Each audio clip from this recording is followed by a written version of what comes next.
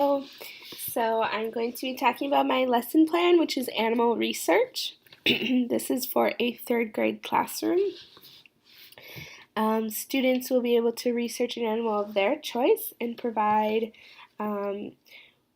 facts about the animal, such as where it lives, its habitat, what it eats, what its diet is, how it procreates. They will be making an infographic with pictures of the animal and any other facts that they'd like to include.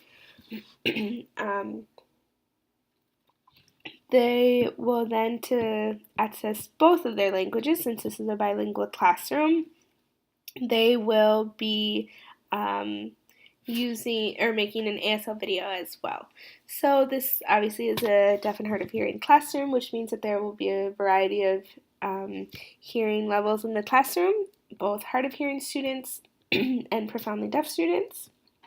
There will also be a variety of language levels, which is very typical to DHH.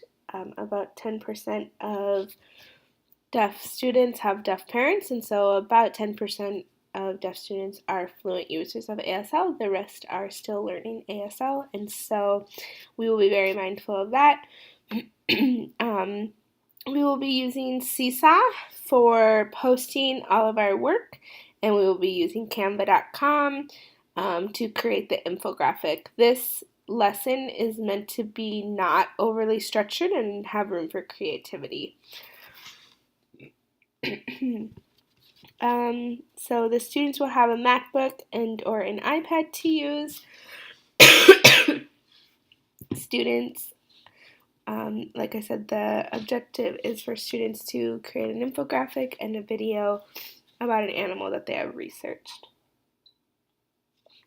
The content standards are: conduct a short research project that builds knowledge about a topic, and write routinely over extended time frames and shorter time frames for a range of discipline-specific tasks, purposes, and audiences.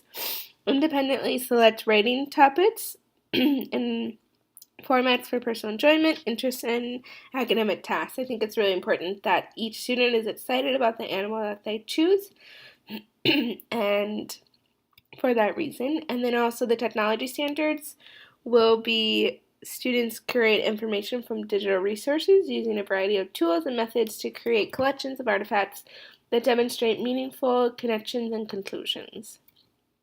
Students exhibit a tolerance for ambiguity, perseverance, and capacity to work with open-ended problems. Students communicate complex ideas clearly and effectively by creating or using a variety of digital objects such as visualizations, models, or simulations. So, as a teacher, I will make my own infographic, and I will also make a video in ASL describing why I chose the animal that I did, which is dolphins. I hope that this will excite the students and make them want to do it themselves.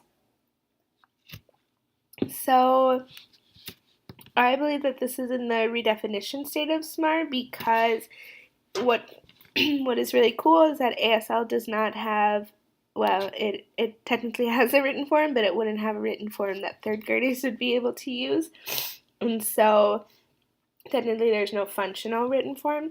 So basically in the last 20 years or 30 years or so, ASL has benefited tremendously from technology because before that there was no way to capture it and watch it over and over again.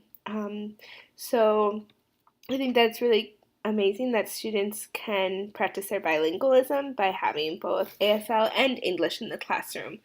And so I think that that's one way that we wouldn't be able to do a lot of these lessons. We wouldn't be able to watch a video over and over and over again, as you can read a book over and over again. There wasn't previously a way to do that with ASL.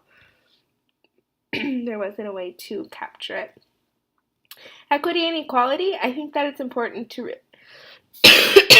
to realize that deaf classrooms, DHH classrooms, are often filled with a variety of students, including fluent users of ASL and disfluent users. And so it will be the teacher's responsibility to talk with those students that may need some more expansion and may need some more guidance after she has explained the lesson to the rest of the class. The technology that I will be using is Seesaw, Google, and Canva.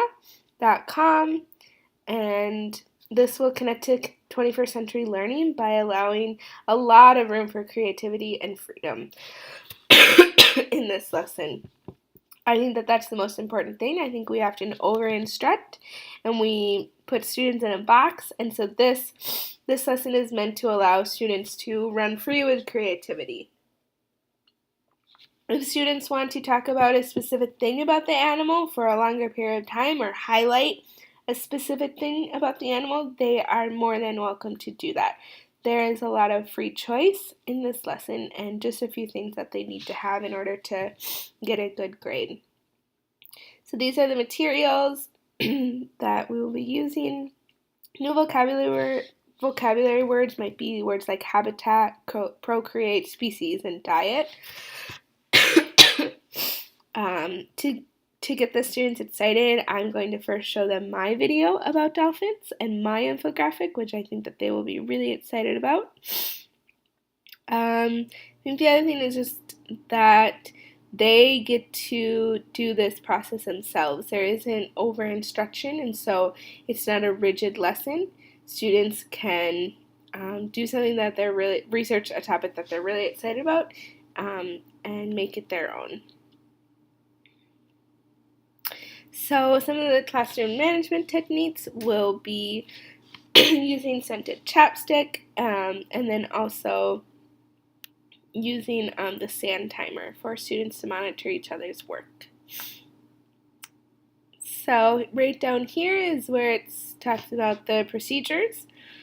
We obviously will start the class like we do any class with all the students being able to see each other sitting in a horseshoe, which is always really important in DHH, to allow access for everybody. The teacher will also be mindful to moderate who is talking and make sure that all the students are looking at that person who is talking. So this just goes through exactly what the teacher will do and what the students will do, and then down here we have a rubric. And so that is it. The following class period, I do plan to have students share their work with the class, which will be a fun day. So thank you so much for watching.